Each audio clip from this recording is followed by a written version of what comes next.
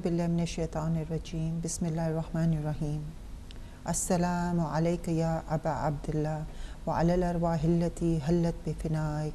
व नाखत बिरहलिका अलैका मिन्नी सलामुल्लाह अबदन मा बक़ीतु व बक़ियुल लैल वन नहार वला जअलहुल्लाहु आखिरल अहदि मिन्नी लिज़ियारतिकुम। अस्सलामु अलल हुसैन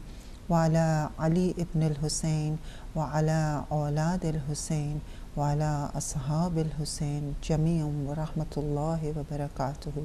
मोअज़्ज़ज़ नाज़रीन, अस्सलामु अलैकुम व रहमतुल्लाहि व बरकातुहू। बिस्मिल्लाहिर्रहमानिर्रहीम। इन्नमा वलियुकुमुल्लाहु व रसूलुहु वल्लज़ीना आमनू अल्लज़ीना युक़ीमूनस्सलाता व यूतूनज़्ज़काता व हुमुर राकिऊन। सूरह माइदा की आयत नंबर 55, जिसमें परवरदिगार इरशाद फरमाता है कि अल्लाह तुम्हारा वली है और रसूल और वो मोमिन जिसने हालत रुकू में ज़कात दी। आज का पैगाम हुसैन इंशाअल्लाह जिस पे हम गुफ्तगू करेंगे वो मारिफत इमाम है। पैगाम हुसैन असल में दर्स ज़िंदगी है। ये मरने और जीने दोनों तरीक़ों से हमें सबक सिखाता है। चाहे इनफरादी, इज्तमाही, सकाफ़ती, या घर हो या बाज़ार, इमाम बारगाह हो या मस्जिद, कोई सुनता हो या देखता हो, अलगर्ज़ के ज़िंदगी के हर मौके पर हमें इस अजीम वाक़ये से सबक हासिल करना चाहिए। हर मुसलमान को चाहिए कि वो इस इनकलाब को अपने वजूद पर हाकिम करार देते, क्योंकि पैगाम करबला को सिर्फ़ याद कर लेना, एक वाक़ये के तौर पे याद कर लेना इमाम हुसैन अलैहिस्सलाम को ये मंजूर ना था, बल्कि आपका मकसद ये था कि इसे इंसानी मुआशरे की ज़िंदगी का हिस्सा बना दिया जाए और फिर ये हर जिस्म के लिए, रूह और हर मुर्दा बदन के लिए मसीहा बन जाए। इमाम हुसैन अलैहिस्सलाम ये चाहते हैं कि हम अपनी सीरत को हुसैनी ढांचे में ढालने की हर वक्त कोशिश करते रहें, उसके हक़ाइक़, उसकी फ़िलासफ़ी, उसके अक़ाइद पर अमल ख़ुद भी करते रहें और दूसरों को भी उससे रोशनास कराते रहें। इमाम हुसैन अलैहिस्सलाम का नाम,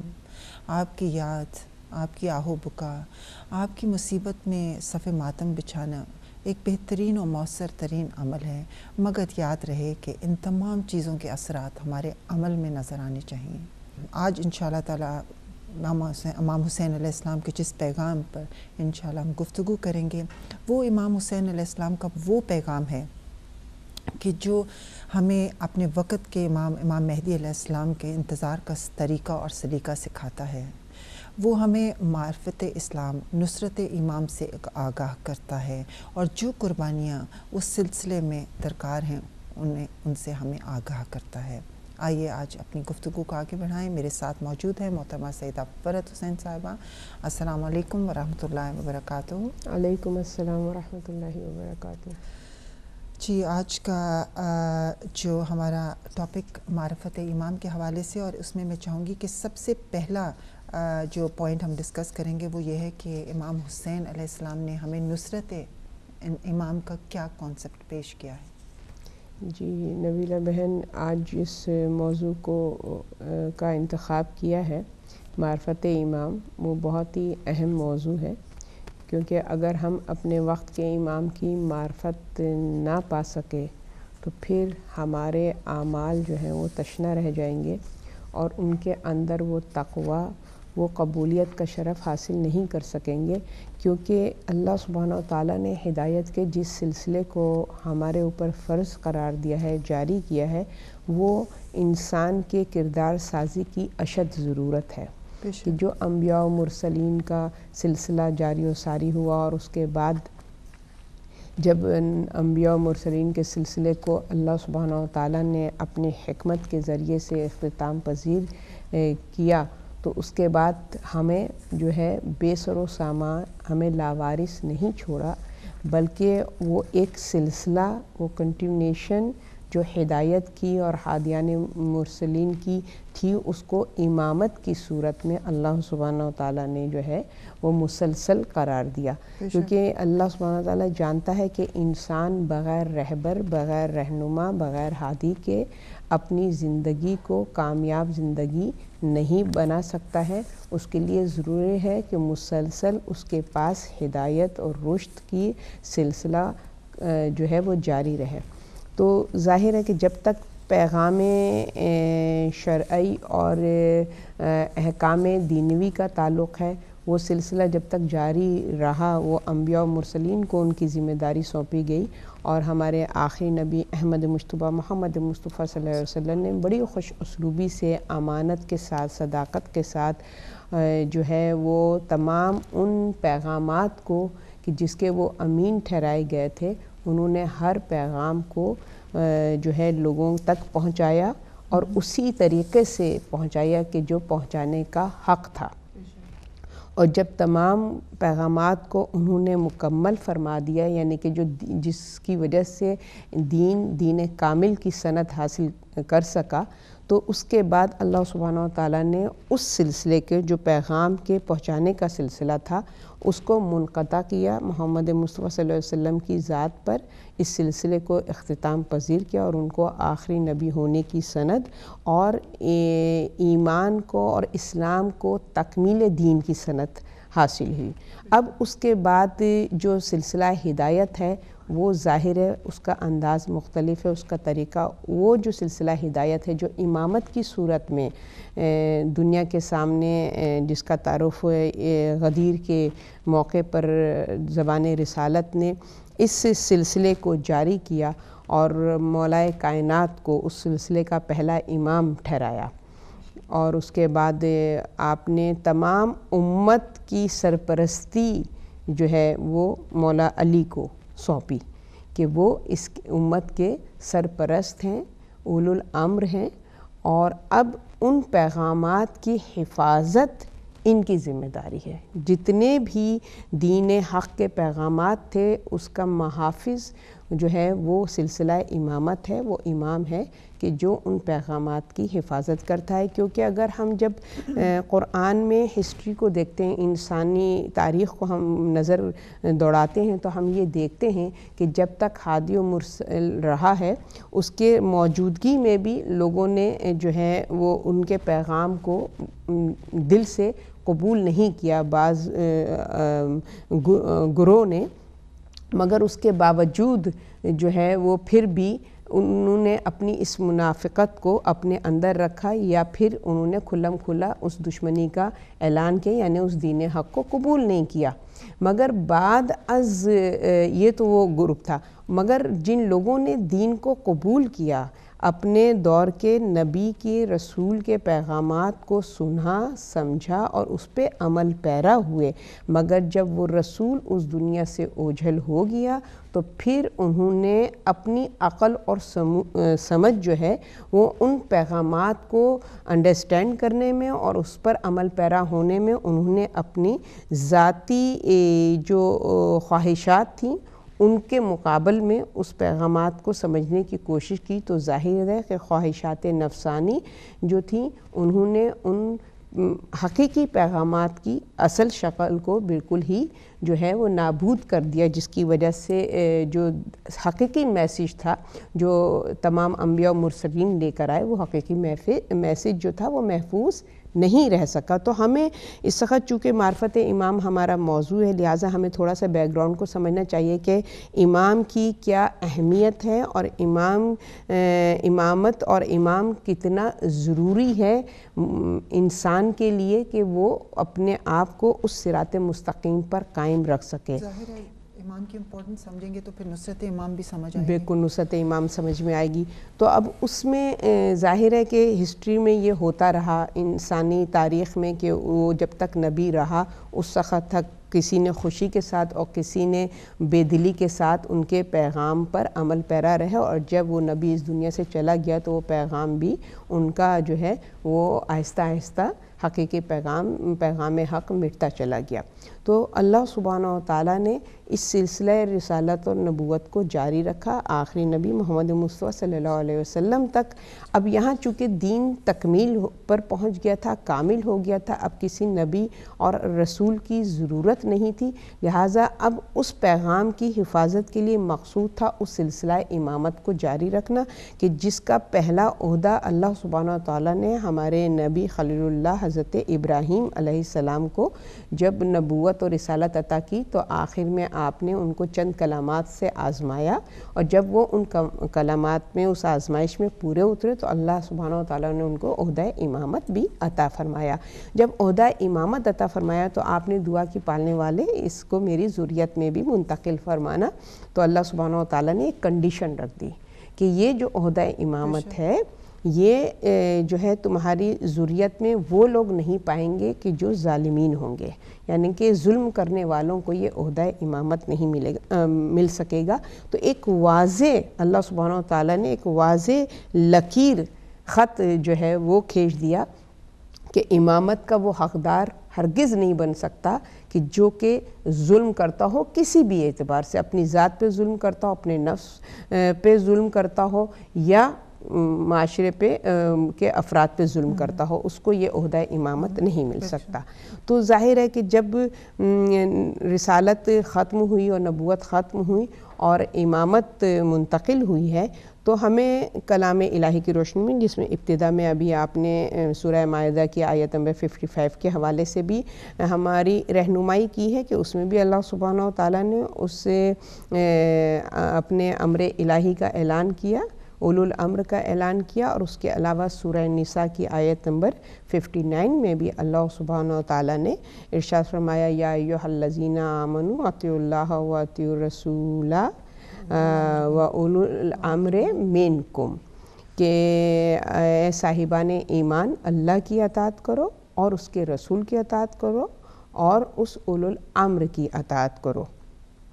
تو جب یہ آیت نازل ہوئی تو روایت میں ہمیں ملتا ہے کہ مختلف راویوں کے حوالے سے ہمیں ملتا ہے کہ جابر ابن عبداللہ انصاری رسول خدا صلی اللہ علیہ وسلم کی خدمت میں موجود تھے جب آپ نے اس آیت کی تلاوت فرمائی ہے اپنے اصحاب کے سامنے، تو انہوں نے پوچھا یا رسول اللہ یہ اولو الامر سے مراد کیا ہے، کیونکہ ہم جانتے ہیں اللہ کی معرفت آپ کے ذریعے سے الحمدللہ ہمیں نصیب ہے، اور آپ اللہ کے رسول ہیں، آخری رسول ہیں، آپ کی بھی معرفت ہمیں نصیب ہے، لہٰذا یہ اولو الامر کی تعریف کیا ہے کہ جس کی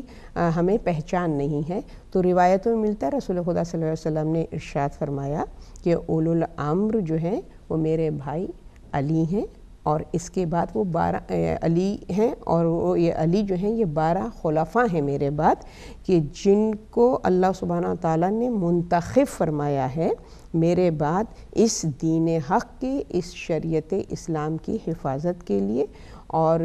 تمام امت پر یہ فرض ہے کہ ان کی اطاعت کریں، ان کا اتباع کریں، اور ان کے حکم کے مطابق شریعت دین الہی پر عمل پیرا ہوں۔ اولو الامر جو ہے وہ پروردگار کیا منتخب شدہ، جی بے شک، کیونکہ دیکھیں جو میں نے جیسے ابتدا میں بھی عرض کی تھی کہ ہدایت کا سلسلہ جو ہے نا، اللہ نے انسان کو اختیار نہیں دیا ہے کہ تم اپنے لیے ہادی کا انتخاب کرو۔ روز اول سے اللہ سبحانہ و تعالیٰ نے ہادی اور مرسلین کا انتخاب خود اپنے ذمے لیا ہے کہ ہم انتخاب کریں گے، ہم چوز کریں گے کہ کون ہمارے دین کا پیغام ہمارے مخلوق تک پہنچائے گا، اور کون ہمارے ان پیغامات کا محافظ ہوگا جو اس شریعت کی حفاظت کرے گا اور لوگوں کو اس پر عمل پیرا ہونے کی ترغیب دے گا۔ تو یہ جو سلسلہ ہے یہ اس میں کہیں بھی کسی قسم کی بھی شک و شبہ کی گنجائش نہیں ہے۔ اگر آپ دیکھیے تمام مسلمانوں کی کتب میں بھی یہ واقعہ اس آیت کے حوالے سے، اس کی تفسیر کے حوالے سے ہمیں ملتا ہے کہ حدیث رسول کے حوالے سے کہ اصحاب نے رسول سے پوچھا کہ کون ہیں جو 12 خلفاء ہیں، تو رسول خدا صلی اللہ علیہ وسلم نے ان کے نام، یہ کتابوں میں ملتا ہے، ان کے نام مولا علی سے لے کر اور ہمارے آخری امام قائم تک کے نام القابات کے ساتھ آپ نے بیان فرمائے۔ تو کسی قسم کی کوئی شک و شبہ کی گنجائش نہیں ہے کہ یہ منتخب شدہ ہیں اللہ کے، اور رسول خدا صلی اللہ علیہ وسلم نے ان کا تعارف اپنی امت کے سامنے اپنی زندگی میں کروایا، اور یہی طریقہ اور قرینہ، اور امام کے ایک اصحاب اسبق بن نباتہ غالباً، اگر کہ میں رسول مولا علی کے صحابی ہیں، اور وہ روایت کرتے ہیں کہ ایک روز مولا کائنات حضرت علی مرتضیٰ اپنے گھر سے باہر تشریف لائے اور آپ کے ہاتھ میں امام حسن کا ہاتھ تھا، اور آپ نے فرمایا کہ بالکل اسی طریقے سے جس طریقے سے رسول خدا صلی اللہ علیہ وسلم نے اپنے بعد مجھ کو ان 12 خلفاء میں اول خلیفہ اور اول امام قرار دیا ہے، اور میرا تعارف کروایا اور فرمایا اپنی امت سے کہ دیکھو میرے بعد یہ تمہارے امام ہیں اور ان کا اتباع، ان کی پیروی تم پر فرض ہے۔ اور اس کے بعد امام علی نے بھی اسی سنت پر قائم رہتے ہوئے آپ نے امام حسن کا تعارف کروایا اپنی زندگی میں کہ میرے بعد یہ ہیں امت کے امام اور ان کا اتباع، ان کی اطاعت تم پر فرض ہے، جیسے کہ سورہ نساء کی آیت نمبر 59 میں اللہ سبحانہ وتعالی ارشاد فرما رہا ہے۔ اور اسی طریقے سے امام حسن نے پھر امام حسین کا تعارف کروایا۔ تو یوں تاریخی اعتبار سے تو امامت کا اور امام کا تعارف کے لیے مسلمانوں کے پاس کوئی عذر نہیں ہے کہ وہ کہیں کہ ہم نہیں جانتے کس کو ہم امام مانیں، کس کو ہم امام نہ مانیں۔ اور انشاءاللہ آگے ہم گفتگو اس پہ بھی کریں گے کہ امام کی کیا اہمیت ہے، اس کی کیا امپورٹنس ہے۔ تو تاریخی اعتبار سے تو ہمیں حدیث اور آیات الہی کی روشنی میں امام کا واضح اور بہترین تعارف ہمارے سامنے ہماری نظر میں ہے۔ اب انسان ان لائنز میں رہتے ہوئے خود سے اپنے عقل و شعور سے کس طریقے سے امام کی معرفت حاصل کر سکتا ہے، اس کے لیے اس کو کن چیزوں کی ضرورت ہے، کس کی طرف توجہ کرنی چاہیے۔ ایک تو قرآن سب سے بڑی ایک دلیل ہے، اور جس کو آپ یہ دیکھیے کہ یہ قرآن مجید کہ جس کو دلیل کی صورت میں مولا علی نے بھی استعمال کیا، امام حسن نے بھی، اور امام حسین نے بھی۔ جب امام حسین کربلا میں تشریف لائے ہیں اور انہوں نے مسلسل وہاں پر جو ہیں وہ مدینہ سے روانگی سے جو خطبات امام کے شروع ہوئے ہیں، اپنے قیام کے سلسلے میں، اپنی امامت کے سلسلے میں، وہ مسلسل آپ نے خطبات میں تعارف کروایا، مکے میں خطبہ دیا اس میں کروایا، پھر آپ کربلا پہنچے، وہاں پر آپ نے جو ہے کئی بار جو ہے خطاب کیا افواج یزیدی سے۔ اور پھر جو روز عاشور امام کا جو خطبہ ہم کو ملتا ہے کہ روز عاشور بھی امام کا جو خطبہ ہے اس میں امام نے جو ہے قرآن کو دلیل بنایا، بے شک، اور آپ نے فرمایا کہ دیکھو میں اس قرآن کو دلیل بناتے ہوئے، یہ قرآن گواہ ہے کہ میں امام وقت ہوں، اور رسول خدا صلی اللہ علیہ وسلم کے وہ تمام اقوال، وہ تمام احادیث کہ جو میرے اور میرے بھائی کی شان میں زبان رسالت سے جاری ہوئیں، کہ جنہوں نے بہت واضح طریقے سے امامت کا تعارف کروایا، امامت کی پہچان کروائی کہ اپنی امت کے سامنے کہ امام کون ہے، اور امام کی معرفت حاصل کرنا ہر مسلمان پر واجب ہے کہ اس کو اپنے وقت کے امام کی معرفت حاصل ہونی چاہیے۔ بے شک، لیکن یہاں پہ ہم دیکھیں گے کہ امام نے اپنے اصحاب کے حوالے سے ہمیں کیا پیغام دیا کہ ہمارے اصحاب جو جیسے میرے اصحاب ہیں، جیسے کہ ہمیں ملتا ہے کہ شب عاشورہ جب امام حسین علیہ السلام نے خطبہ دیا تو اس میں کہا جو اصحاب مجھے ملے ہیں وہ نہ میرے نانا کو ملے تھے اور نہ ہی میرے بابا علی کو ملے تھے۔ تو مطلب کہ ان کا رتبہ بیان کرتے ہوئے انہوں نے فرمایا کہ کتنے وفادار اصحاب مجھے ملے۔ تو اگر ہم اس حوالے سے دیکھیں تو امام حسین علیہ السلام کا یہ پیغام کہ ہمیں کیسا ہونا چاہیے، ہم بھی اپنے وقت کے امام کا انتظار کر رہے ہیں، تو ہم بھی چاہتے ہیں کہ ہمارا شمار ان کے اصحاب و مددگاروں میں ہو جائے، تو ہمیں اسی لائن پہ انہی پہ عمل کرنا ہوگا، ان چیزوں کو دیکھنا ہوگا کہ جو کوالٹیز، جو خصوصیات امام حسین علیہ السلام کے اصحاب میں تھیں وہ ہمیں موجود ہونی چاہیے، پھر ہی ہم اپنے وقت کے امام کی مدد کر سکیں گے۔ بالکل نبیلہ بہن، بہت ہی بہترین نقطہ جس کی طرف آپ نے رہنمائی فرمائی ہے کہ امام نے اپنے اصحاب کا تعارف فرمایا اور تعریف فرمائی ہے کہ، اور یہ تاریخ میں یہ سنہرے حرفوں میں یہ کلمات امام کی زبان سے جاری ہوئے آج بھی محفوظ ہیں کہ امام نے اس بات پہ فخر کیا ہے کہ کسی بھی نبی کو وہ صحابہ نہیں ملے کہ جو اصحاب مجھے میدان کربلا میں میرے ساتھ قیام میں میرے ساتھ قدم بقدم قدم ملائے ہوئے کھڑے ہیں. کیونکہ آپ یہ دیکھیے کہ امام حسین نے اپنے اس قیام میں لوگوں پر واضح کر دیا کہ میرے قیام کا مقصد کیا ہے، اور اس مقصد کو پورا ہونے میں جو قربانیاں پیش کرنی پڑیں گی اس کو اپنے اصحاب پہ بیان فرمایا ہے کہ جو قربانیاں نفس کی قربانی، ظاہر ہے کہ انسان ہے وہ کیا چاہتا ہے، وہ ایک بہترین اور کمفرٹیبل لائف چاہتا ہے، مگر امام جس زندگی کی طرف متوجہ کر رہے ہیں اس میں صرف اور صرف جو ہے وہ امتحان ہے، پریشانیاں ہیں، مصیبتیں ہیں، آلام ہیں. آپ یہ دیکھیے کہ اس طریقے سے امام نے اس سچویشن کو واضح کیا، یعنی کہ کوئی امام نے اس طریقے سے یہ نہیں کہہ سکتا انسان کے اصحاب حسینی کو معلوم نہیں تھا کہ کیا ورس سچویشن ان کو فیس کرنی پڑے گی. اس ورس سچویشن سے امام نے اویئر کیا کہ یہ مصیبتیں ہم کو اٹھانی پڑیں گی، یہ مشکلات ہیں جو ہم کو فیس کرنی پڑیں گی. مگر آپ دیکھیے کہ ان کا امام پر وہ یقین تھا، اپنے وقت کے امام کی وہ معرفت حاصل تھی کہ وہ یہ جانتے تھے کہ امام حسین پر یہ جو مصیبتیں پڑ رہی ہیں یہ اس لیے نہیں ہے کہ نعوذ باللہ کہ ان کا عمل یہ جو ہے وہ غلط ہے اور اللہ کی مدد اس میں شامل نہیں ہے، اور نعوذ باللہ ان کا یہ ڈیسیژن جو ہے وہ صحیح ڈیسیژن نہیں ہے، بلکہ ان کو یقین کامل تھا کہ زبان امام حسین سے جو کلمات جاری ہو رہے ہیں وہ عین حق ہیں. اور وہ اصحاب کی تعریف کیوں کی؟ یہ وہ اصحاب تھے کہ جنہوں نے زبان رسالت سے جو امام کے بارے میں جو حدیثیں سنی تھیں ان کو فراموش نہیں کیا تھا.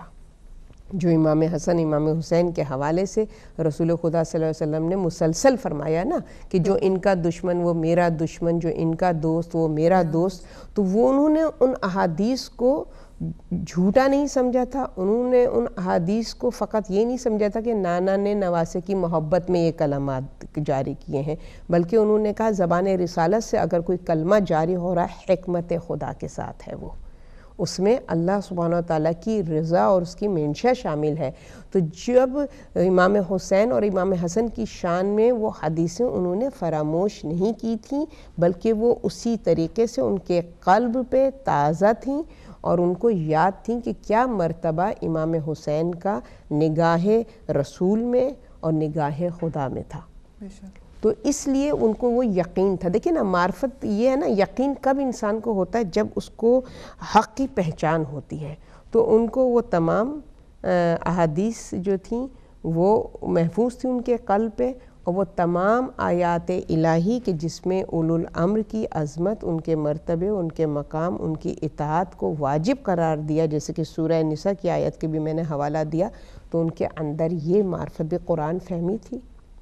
رسول فہمی تھی، حق شناسی تھی. یہ کوالٹیز تھیں ان اصحاب میں جن کی وجہ سے، اور ان کے اندر جس کی وجہ سے ان کو حق و باطل کی تمیز تھی، اور وہ یہ جانتے تھے کہ ہمارا امام جو ہے وہ حق پر ہے. لہٰذا اب سچویشن جو بھی ہو، ورس سے ورس حالت ہو، جتنی بھی مصیبتیں ہوں، ہمیں حق کا ساتھ نہیں چھوڑنا ہے. یہ وہ یقین ان کی آنکھوں میں، ان کی گفتار میں، ان کی رفتار میں، ان کے کردار میں امام کو نظر آیا. تو امام کی زبان سے ان کی شان میں یہ کلمات جاری ہوئے کہ جو اصحاب مجھے اللہ سبحانہ و تعالیٰ نے عطا کیے وہ کسی نبی کو عطا نہیں کیے. ابھی جیسے آپ نے ذکر فرمایا کہ امام ہر جگہ پہ، جیسے ہی امام نے مدینہ سے سفر کربلا اختیار کیا تو ہر منزل پہ جب وہ رکے جہاں بھی کچھ نہ کچھ ان کی گفتگو رہی، خطبہ بھی دیا، تو ہمیں مختلف روایات میں ملتا ہے کہ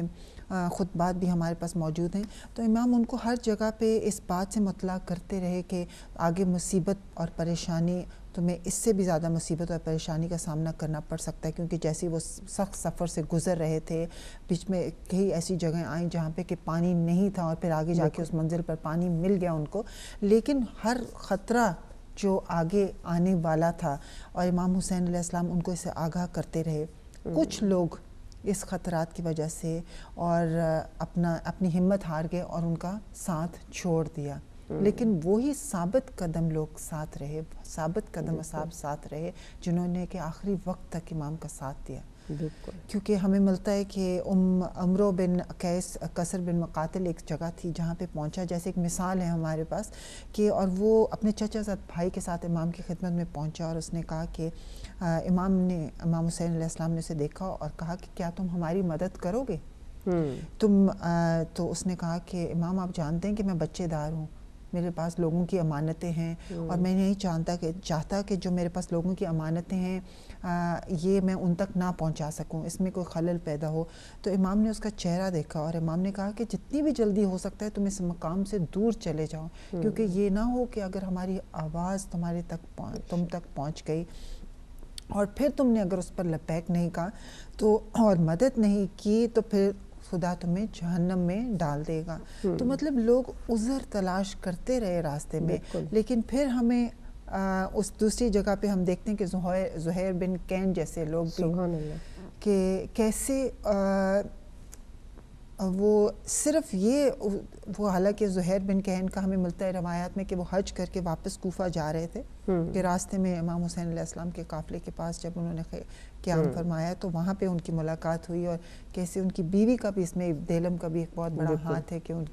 کو پرسویٹ کیا کہ جا کے امام کو ملیں، اور پھر انہوں نے امام کی نصرت کے لیے، اور پھر ان کے کلمات جو آخری وقت تک کہتے ہیں کہ جب شب عاشوراء امام نے خطبہ دیا اور ان کو اپنے اصحاب سے کہا کہ آپ میں سے جو بھی میں جانا چاہتا ہے اس کو پوری اجازت ہے کہ وہ مجھے چھوڑ کر جا سکتا ہے. تو اس وقت بھی زہیر بن کین کے کیا الفاظ تھے کہ امام ہمیں چاہے موت بار بار کتنی بار ہمیں زندہ کیا جائے، کتنی بار ہمیں مارا جائے، لیکن ہم پھر بھی آپ کا ساتھ دیں گے. بے شک نبیلہ بہن، بہت ہی اچھے امام کے صحابی کی طرف آپ نے متوجہ کیا ہے کہ زہیر بن کین کے جو کہ جن کی فکر عثمانی فکر تھی، جو کہ ان کے ساتھ تھے اور ان کو حق پہ جانتے تھے، اور جو بھی پروپیگنڈا مولا کی دور حکومت میں اس حوالے سے ہوا ہے تو انہوں نے ہمیشہ امام کے اگینسٹ اس حوالے سے اپنے رائے کا اظہار کیا ہے اور ان کا عمل رہا. اور مگر اس کے بعد آپ یہ دیکھیے معرفت امام کے لیے کوئی قید و بند نہیں ہے کہ کب اللہ آپ کی رہنمائی کرے اور کب آپ کو حقیقی راہ نظر آ جائے. تو جب وہ حج سے واپس آئے ہیں اور امام کے قافلے کے ساتھ ساتھ جو ہے ان کا بھی جہاں جہاں امام ٹھہرتے تھے، امام کا قیام تھا، اس کے ساتھ ہی انہوں نے بھی اپنے قافلے کو ٹھہرایا، اور ایک منزل ایسی آئی کہ جہاں پر امام کو معلوم ہوا کہ زہیر بن کین جو ہے وہ بھی ہمارے خیموں کے قریب ہی انہوں نے اپنے خیمے نصب کیے ہیں. تو آپ نے حضرت علی اکبر کو ان کے پاس بھیجا، ملاقات کے لیے خواہش ظاہر کی کہ جا کے پیغام دو کہ ہم ان سے ملنا چاہتے ہیں. تو جب حضرت علی اکبر ان کے خیام میں گئے ہیں، ان کے خیمے میں گئے ہیں، اور انہوں نے کی نظر حضرت علی اکبر پہ پڑھی کہ جن کے لیے تاریخ میں ہمیں ملتا ہے کہ شبیہ رسول ہیں، تو وہ ہو بہو رسول کی شبیہ، اور انہوں نے جب ان کو دیکھا تو پیغام کو سنا، مگر اس پر کوئی انہوں نے امام حسین کے اس بلاوے پہ کوئی کہنا چاہیے غور نہیں کیا، توجہ نہیں دی. تو پھر ان کی زوجہ نے کہا کہ نواسہ رسول تمہیں بلا رہے ہیں، تم جا کے پتہ تو کرو کہ آخر وجہ کیا ہے، کیوں وہ بلا رہے. تو جب وہ امام کے خیمے میں آئے تو امام نے اپنے قیام کے مقصد کو ان کے سامنے پیش کیا. اب یہ کیا اپوزیشن کے اس میں گروپ میں تھے زہیر بن قین. امام نے اپنے قیام کے مقصد کو ان کے سامنے پیش کیا. جب امام سے وہ ملاقات کر کے پلٹے ہیں اور دیکھا کہ امام کے اصحاب بھی ان کے ساتھ اسی جذبے اور ولولے کے ساتھ امام کو سپورٹ کر رہے ہیں، تو جب آپ پلٹے ہیں واپس اپنے خیمے میں تو ایک بے چینی جو ایک روح میں اضطراب ہوتا ہے نا، کیونکہ روح جو تھی اس نے امام کی آواز پر لبیک کہہ دیا تھا. یعنی کہ امام کے اس قربانی کے مقصد کو کا اثر اور سمجھ جو تھی ان کے قلب پہ اثر انداز ہو چکی تھی. تو آپ جو تھے وہ اپنے خیمے میں ٹہر رہے تھے، کیونکہ ظاہر ہے کہ وہی جیسے آپ نے پہلے بھی صحابی کا حوالہ دیا کہ اہل و عیال جو ہیں وہ زنجیریں بن جاتے ہیں، ہے نا، ان کی اہل و عیال کی زنجیریں پڑ جاتی ہیں انسان کی، تو وہ اتنا بڑا قدم نہیں اٹھا سکتا کہ بھئی کوئی قربانی پیش کر سکے. تو انہوں نے بھی اپنے اہل و عیال کی طرف نگاہ کی تو امام نے ان کی جو زوجہ تھیں انہوں نے کہا کہ آخر کس بات کی فکر کر رہو، کس بات کے تمہیں فکر ہے؟ اللہ ہمارا نگہبان ہے اور نبی کا نواسا کہ جس کی تم امت ہو، جن کے حکم پر اور جن کے بتانے پر تم ابھی حج کر کے حج کے فریضے کو ادا کر کے آ رہے ہو، تو تم کیوں سوچنے پہ مجبور ہو؟ یہ نبی کے نواسے ہیں جن کے بارے میں رسول خدا فرماتے ہیں کہ ان الحسین سفینۃ النجا مصباح الہدیٰ و سفینۃ النجا، کہ یہ جو حسین ہے وہ نجات کا سفینہ ہے اور ہدایت کا چراغ ہے. تو پھر ظاہر ہے کہ آپ نے پھر اپنے ارادے کو، کیونکہ دیکھیں نا عورت کا بھی جو کردار ہے کتنا اہم اور امپورٹنٹ ہوتا ہے کہ معرفت امام صرف مردوں پر نہیں ہے، عورتوں پر بھی اتنی ہی واجب ہے کہ اگر عورت کے اندر معرفت امام ہو جائے تو اس کے آغوش میں پلنے والے خود بخود امام کی معرفت حاصل کر لیتے ہیں اور ان کے ساتھ رہنے والے جو ہیں ان کے اندر معرفت امام پیدا ہو جاتی ہے. پھر زہیر بن قین نے جو ہے امام کی نصرت کے لیے اپنے خیام سے نکلے اور امام کے ہاتھ پہ لبیک کہا، اور پھر انہوں نے جس جواں مردی کے ساتھ آخری دم تک امام کا ساتھ دیا ہے. کیونکہ جیسے ابھی آپ نے کہا کہ خواتین کا بھی اس میں بہت بڑا ہاتھ تھا، کیونکہ اصحاب میں خواتین کا بھی شمار ہوتا ہے کہ انہوں نے بھی کس وفاداری کے ساتھ امام حسین علیہ السلام کا ساتھ دیا. وہ صرف خواتین نہیں جو ان کے اہل و عیال میں سے تھیں، بلکہ دوسری خواتین جیسے کہ دیلم کا ہمیں ملتا ہے کہ اگر وہ جو چھوٹا سا شک و شبہ ان کے دل میں تھا زہیر بن قین کے، وہ انہوں نے اس کو غلط فہمی کو دور کیا اور کس طرح سے ان کو تیار کیا. لیکن یہاں پہ ایک بس آخری نقطہ آپ سے یہ اس پہ کہ ایک طرف ہم دیکھتے ہیں کہ وہی صحابی عمرو بن قیس جس کو میں نے ذکر کیا تھا کہ جس نے اپنے بال بچوں کا ایک ایکسکیوز بنایا، اور یہاں پہ بھی ہم دیکھتے ہیں کہ زہیر بن قین نے بھی اس کی، حالانکہ ان کی زوجہ ساتھ تھیں، اس کے باوجود انہوں نے وہ جو تھا وہ بہانہ یا وہ اس چیز کو یا اس خیال کو اپنے ذہن میں نہیں آنے دیا. کیوں، کیا کس چیز نے ان کو اس چیز میں روکا؟ یہاں پہ آپ کیا فرمائیں گی کہ کیونکہ ہم بھی اس کانسیپٹ کو کلیئر کرنا چاہتے ہیں تاکہ ہم بھی جب امام کی نصرت کے لیے خود کو تیار کریں تو وہ تمام چیزیں جو ہماری راہ میں حائل ہوتی ہیں ہم ذرا ان سے آشنا ہو جائیں تاکہ ہم وہ چیز اپنے راہ میں جو ہمارے معنی ہوتی ہے اس کو ہونے نہ دیں. بالکل نبیلہ بہن، بہت ہی بہترین نقطہ ہے کہ حقیقت یہ ہے کہ معرفت امام ہونے کے باوجود اپنے اندر وہ جذبہ پیدا کرنا کہ امام اگر ہمیں نصرت کے لیے پکاریں تو ہم جو ہے ہمارے پاؤں میں کسی قسم کی کوئی زنجیر نہ ہو. کوئی جب صورت پیدا ہوتی ہے جب آپ کی معرفت اپنے اس عروج پر ہو کہ جہاں پر آپ کی زندگی کے لیے مقدم جو ہے وہ امام کی رضا ہے، امام کی جو ہے وہ ان کی مطلب کہ دعوت ہے کہ امام جو ہیں وہ راہ حق کے لیے دعوت دیں، تو پھر ہمارے پاس ایسی امام کی معرفت ہونی چاہیے، پہچان ہونی چاہیے کہ ہم ان تمام زنجیروں کو توڑنے کی صلاحیت رکھتے ہوں۔ اور وہ کب ہوگا کہ جب یقین کی منزل پر انسان ہوتا ہے کہ ہمیں یقین ہے کہ اگر ہم نے امام کی نصرت کی اور امام کی آواز پہ ہم نے لبیک کہا تو یہ حکم امام نہیں، حکم رب ہے۔ اور جب حکم رب آتا ہے تو وہ رازق بھی ہے، حکم رب جب آتا ہے تو وہ ہمارا والی ہے، وہ ہمارا ناصر ہے۔ وہ تمام زنجیریں کہ جن کے لیے ہم سمجھتے ہیں کہ ہم جو ہیں اپنی اولاد کو پال رہے ہیں یا ہم اپنے گھر والوں کے کفالت کر رہے ہیں، ذمہ دار ہیں، یہ سب چیزیں جو ہیں بہت ہی بے معنی ہو جاتی ہیں، کیونکہ جب اللہ کا حکم سمجھنے لگیں امام کے حکم کو تو پھر انسان بے فکر ہو جاتا ہے کہ اللہ ہے سرپرست، اللہ لک آفٹر کرنے والا ہے، اللہ حفاظت محفوظ رکھنے والا ہے۔ تو پھر انسان جو ہے ان تمام زنجیروں کو توڑتا ہے اور اس سے بالا تر ہو کر امام کی آواز پر لبیک کہتا ہے۔ تو تمام زنجیریں کون سی؟ اہل و عیال کی زنجیریں فقط نہیں ہیں،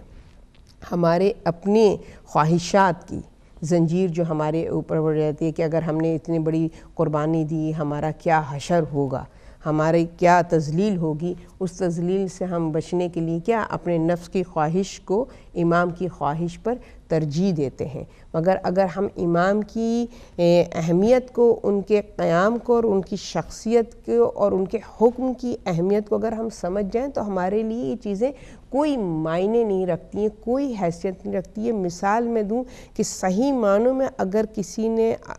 اپنے وقت کے امام کی معرفت کو حاصل کیا ہے، پہچانا اپنے وقت کے امام کو، تو وہ حضرت عباس علیہ السلام ہے۔ بے شک آپ نے بالکل صحیح فرمایا۔ جب حضرت عباس علیہ السلام کو امان نامہ بھی پیش کیا گیا بالکل، تو انہوں نے کس طرح سے کہا کہ تم مجھے امان دیتے ہو، جی، اور وہ فرزند رسول، فرزند فاطمہ، اس کے لیے کوئی امان نہیں ہے کہ جس کے لیے یہ کائنات خلق ہوئی، جو وقت کا امام ہے، جو وقت کا امام ہے، اس کے لیے جو ہے امان نہیں ہے۔ اور حضرت عباس کے لیے امان نامہ آیا ہے، اور آپ نے کس طریقے سے اس کو پھاڑ کے اور للکار کے کہا کہ مطلب کہ یہ امام کی عظمت جو ان کے قلب میں تھی، کس طریقے سے انہوں نے اس پہ، ایک تو یہ چیز، دوسری چیز دیکھیے حضرت عباس کے حوالے سے جب ہم گفتگو کرتے ہیں تو ہمیں یہ ملتا ہے اور کہ حضرت عباس جو تھے وہ بہت ہی، ان کے اندر کہنا چاہیے کہ بہت ہی جلالی، اور جو ایک کانسیپٹ جو ان کا ہے نا کہ بہت ہی غیور اور بہت ہی جلال ان کے مزاج میں بہت زیادہ وہ ایک کہنا چاہیے جوش اور ولولہ تھا۔ مگر آپ یہ دیکھیے کہ ایسی شخصیت رکھنے والا انسان، ایسی طبیعت رکھنے والا انسان جب حکم امام کے آگے کس طریقے سے اس کے اندر عجز و انکساری اور اپنی ذات کو فنا کر کے، یعنی حضرت عباس جو قدم قدم پہ ہمیں ملتا ہے کہ جب دریا سے خیمے ہٹائے گئے، حضرت عباس نے خیمے لگائے کہ آپ پاسبان تھے اہل حرم کے اور تشنہ لبوں کی پیاس کے سقا تھے، تو آپ نے خیمے جو ہے نہر فرات کے قریب لگائے، اور جب فاجی یزیدی آئی ہے، عمر سعد نے حکم دیا ہے خیموں کو وہاں سے ہٹانے کے لیے، تو نیچرلی جو کہ ایک شخصیت حضرت عباس کی روب اور جلال اور دبدبہ جو تھا، اس میں تو ظاہر ریئیکشن یہی تھا کہ خیمے کسی کی مجال نہیں کہ ان خیموں کی طرف نگاہ بد کرے۔ مگر جب حکم امام ہے تو وہی حضرت عباس اپنی نفس کشی کر کے کس طریقے سے اپنی طبیعت کے، اپنے مزاج کے اگینسٹ حکم امام پر سر تسلیم خم کر رہے ہیں۔ یہ ہے معرفت امام۔ یہ نہیں معرفت امام ہے کہ ہمارا یہ دل چاہ رہا ہے ہم یہ کریں، نہیں، جس کے اندر معرفت امام ہے وہ اپنے دل کی نہیں سنتا، وہ امام کی سنتا ہے کہ میرا امام اس وقت مجھ سے کس قسم کا رد عمل یا کس قسم کے ایکشن کی امید رکھتا ہے، میرا امام کس قسم کی عمل کی مجھ سے توقع رکھتا ہے کہ میرے ایسی سچویشن میں کیا عمل بجا لانا چاہیے۔ یہ حقیقی معرفت ہے امام کی کہ آپ کے اندر وہ معرفت ہو کہ آپ کے وقت کا امام آپ سے کیا چاہتا ہے. یہ نہیں کہ ہم اپنے امام سے یہ چاہتے ہیں. ہماری تو یہی فکر ہے نا, ہم ہمیشہ ساری زندگی عریضوں میں اپنی آرزوؤں کو لکھتے رہے. کبھی ہم نے اپنے وقت کے امام سے عریضے میں یہ لکھا ہے کہ مولا آپ کی کیا خواہش ہے, آپ ہم سے کیا چاہتے ہیں, ہمارے عمل میں آپ کو کیا کمی لگتی ہے کہ جس کو ہم اپنے سے دور کر سکتے ہیں, آپ کیا چاہتے ہیں کہ اصلاحی اعتبار سے ہم اپنے اندر کیا بہتری پیدا کریں. کبھی کسی انسان نے عریضے میں مولا سے یہ عرض کی مولا آپ کیا چاہتے ہیں. ہمارا عریضہ تو بھرا ہوا تھا ہماری خواہشات, ہماری التجائیں, ہماری دعائیں اور ہماری خواہشات کہ مولا ہم یہ چاہتے ہیں. ہماری چاہتوں سے ہمارے عریضے پور ہوتے ہیں. حقیقی معرفت یہ ہے کہ ابھی بھی وقت ہے, ہماری زندگی کا مقصد یہ ہو کہ مولا ہم سے کیا چاہتے ہیں,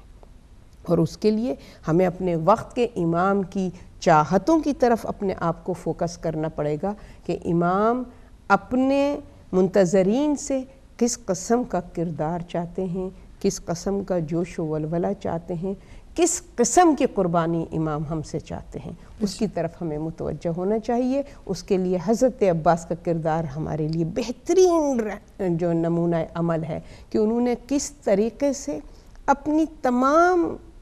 خواہشات کو امام کی خواہش پہ قربان کیا. وہ دلیر, وہ بہادر کہ جس کی ٹریننگ مولا علی نے کی تھی, جس نے صفین میں کس طریقے سے, جمل میں کس طریقے سے امام کی جو ہے وہ نصرت کی ہے اور بہادری کا مظاہرہ کیا ہے. تو امام کی اس جنگ میں بھی نصرت امام کے لیے حضرت عباس جو تھے وہ پوری طاقت کے ساتھ, بھرپور جوانی کے ساتھ, وہ تو کم عمری تھی نا, یہاں تو بھرپور جوانی ہے حضرت عباس کی. حضرت عباس تیار تھے, مگر وہاں پر سب کو حکم تھا جہاد کو, اگر نہیں تھا تو حضرت عباس کو. بے شک. بہت شکریہ محترمہ فیض صاحبہ. اور آخر میں ناظرین بس اتنا ہی کہیں گے کہ امام حسین علیہ السلام کی وہ صدا حل من ناصر ینصرنا پہ جو امام حسین علیہ السلام نے اپنی آخری صدا بلند کی تھی, اگر ہم صرف اس پہ لبیک کہنا چاہتے ہیں تو پھر ہمیں اپنے وقت کے امام کی مدد کرنی ہوگی. ہمیں خود کو اپنے وقت کے امام کے لیے ویسے تیار کرنا ہوگا جیسے کہ ہمیں ہمارا حق ہے, جیسے کہ ہماری ذمہ داری ہے. تو پھر ہم امام کی, گویا کہ ہم امام حسین علیہ السلام کی اس صدا کا جواب دے رہے ہیں. بس آخر میں حضرت عباس علیہ السلام کو پرسہ پیش کرتے ہیں اور اپنے وقت کے امام کو حضرت عباس علیہ السلام کا پرسہ پیش کرتے ہوئے پہنچی جو سکینہ گھبرائے وہ بے آس, پہنچی جو سکینہ گھبرا کے وہ بے آس, اودے ہوئے جاتے تھے لب لال یہ تھی پیاس. زینب نے کہا آتی ہے لو عاشق عباس, عباس نے گودی میں لیا آ کے بسد یاس. بہتے تھے جو آنسو خلف شیر خدا کے, سوکھے ہوئے لب ملنے لگی منہ سے چچا کے. عباس نے رو کر کہا کیا چاہیے جانی, شرما کے سکینہ نے یہ کی عرض کہ پانی. عباس نے فرمایا بصد اشک فشانی, اللہ بجھائے گا تیری تشنہ دہانی. لو گود سے تم اترو تو ہم جائیں سکینہ, لے آؤ کوئی مشک تو بھر لائیں سکینہ. گھوڑے پر چڑھے حضرت عباس سے فلک جا, روح اسد اللہ چلی شیر کے ہمراہ. جاسوس نے دی جا کے خبر فوج کو ناگاہ, آتا ہے بڑا شیر دلاور سوئے جنگھا. اس سج کا جواں عرب سے تا چرخ نہیں ہے, حیدر میں اور اس میں سر منہ فرق نہیں ہے.